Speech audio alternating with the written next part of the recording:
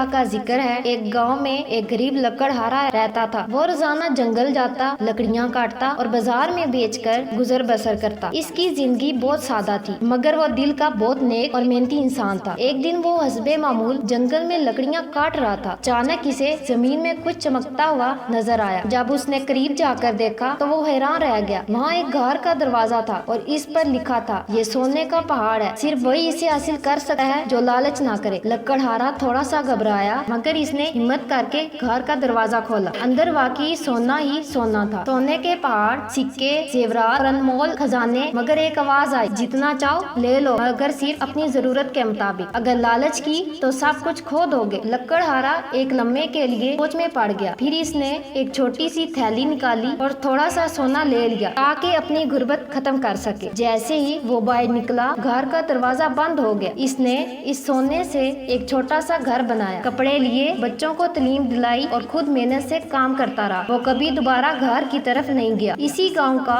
ایک دوسرا آدمی جب اس کہانی سے واقف ہوا تو فوراً گھر تلاش کرنے چلا گیا۔ جب اسے گھر ملا، وہ لالچ میں آ کر زیادہ سے زیادہ سونا اکٹھا کرنے لگا۔ اس نے اپنی تھیلیاں، برتن، یہاں تک کہ کپڑوں میں بھی سونا بھر لیا، مگر جیسے ہی وہ باہر نکلا، گھر کا دروازہ بند ہوا اور سارا سونا ریت میں بدل گیا۔ وہ خالی ہاتھ واپس آیا اور ساری عمر پچھتاتا رہا۔ سبق: لالچ ہمیشہ نقصان کا باعث بنتی ہے۔ جو صبر، قناعت، ایمانداری سے جیتا ہے، وہی اصل دولت مند ہے۔